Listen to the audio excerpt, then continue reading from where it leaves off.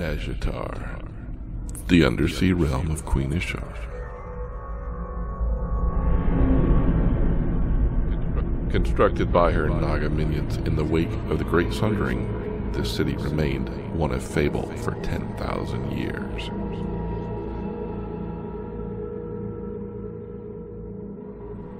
Deeper into the city, the palace of the Queen of Tides awaits. It's up to us to destroy her and recover the Tide Stone. But will our campaign against her minions succeed in ridding the planet of her menace? Or are we part of a greater drama? Join me as we attempt to overcome her heroes and fulfill our destiny.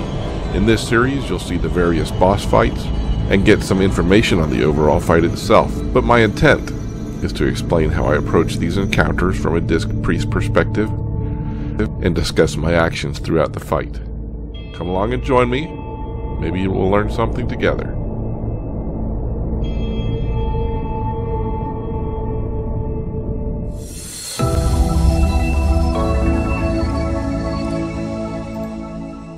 The mechanics of this fight play right into the Disc Priest's strengths, in that we have the ability to shield people. Now,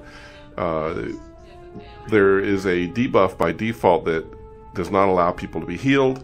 Being able to shield them during the fight when they have this debuff is very important. Getting the pufferfish buff, enabling them to be healed, is very important throughout the fight, but shielding is important as well. Alright, so need to give you a little full disclosure here on this fight you're about to see. It is the last time we were fighting this boss on Heroic, and the first time I actually died during the fight. So, while we will be watching the whole fight, I need you to be aware in advance I will die during the fight. It is not something I made a habit of doing this fight, but it is the only footage I have of the fight, so therefore I have to display it. So, apologies for dying, but you'll get a little bit of insight anyway into what we're about to see here, and I'll be able to at least discuss my disc approach before meeting my ultimate fate. Alright, so with my disclaimer out of the way, we can start this fight. The first thing we do is we kill the first pufferfish. Everybody gets the healing buff, and we can start the fight. We need to stay 5 yards apart from everybody, so we are operating in three-dimensional space, so this is not very difficult. Basically, now at this point, you get as many atonements out as possible and start doing as much damage to the boss as you can. When there's a lot of raid damage going out, you will halo as well. Now the boss will do a pushback. You have to be careful, because when you have the buff, the phosphorescence buff, if you go over the portion where the deep water is, a fish will come up and will eat you and you will die. So basically you have to push against that pushback, and the reason you stay 5 yards apart is because the boss will do a shock pulse and will do damage that jumps around to people. So on each platform there are 2 fish. Each healing buff lasts 45 seconds. So once that healing buff wears out, you can go down and get the next one and work on the boss some more. Now, when this phase ends, we all have to traverse to the next platform. The important thing is you need to not have the phosphorescence buff when you go to the next platform, or you will get eaten when you go over the trench. So you have to sort of work it out and even it out so that when the boss pulls back and moves, we're all ready to move with him.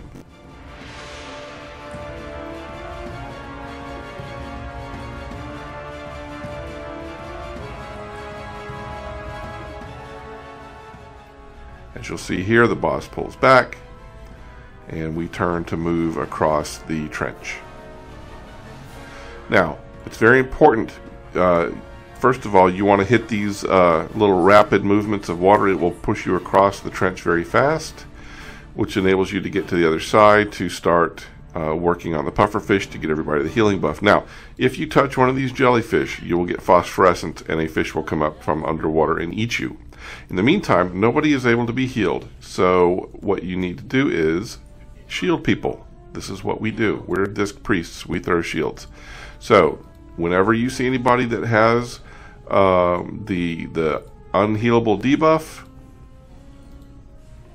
make sure you're putting shields on them. Now, this becomes harder at each phase to manage the pushback and the shock pulse, because these spaces of which there is land beneath you becomes less and less. So you have to position yourself just right. So first of all, when the shock pulse comes out like it does here, that you don't transfer the damage to anybody else, and then when the pushback comes, that you do not get pushed out over the trench. Now there's a trick in the next phase that I'm not going to be able to show you, but I will try to discuss while we are laying there dead. But as you see, we had one priest die there. Did not get the healing buff in time to heal himself. We, on the other hand, shielded ourselves plus everybody else. There's the pushback, there's the shock pulse, and that was a lot of damage that went out because everybody was fairly clustered together.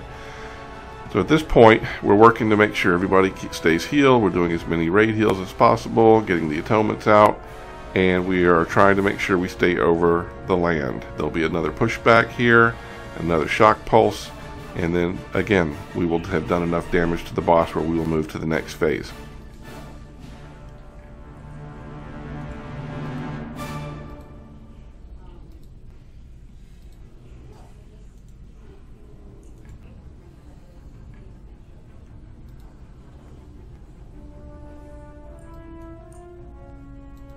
Alright, so as it is during this move to the next phase, as you see, I do not have the phosphorescent buff. We're moving along. I touched a jellyfish. I touched a jellyfish, and then I got caught up in a piece of, right there. So I got caught up in a piece of undersea growth, and I couldn't move, and there comes the fish to eat me. So I was not very pleased with myself because of that. In the meantime, I will change my user interface here so we can see the fight, and we will discuss what happens next. But basically it's similar to what happens in the previous phases. We have to again take down the pufferfish, get the healing buff, and then the spaces in this are even more narrow to work with. What I tend to do is I get right up against the wall to the right of the behemoth where the pufferfish was. There's a very narrow ledge of land there, and you can sit there until the first instance of the pushback comes. And while you will go over a trench for a period, it is not you're not over it long enough for the fish to come eat you, and that gives you that space plus the next space of land to move over when the pulse comes. So this is just a little trick that provides you more area to work with when you're dealing with this last phase. It works the same as the other phases do. You stay 5 yards spread, you get your atonements out, you don't pass along the shock pulse, you shield people who don't have the healing buff, you heal people that do, you continue doing as much damage, and eventually you will get your loot. There you go, that's the fight. Sorry I didn't survive, but you know what? That's just life sometimes, so there you go. Alright, well thanks for coming, and we'll see you for the next fight. Should be Lady Ashfane, and that was a lot of fun. So thanks again.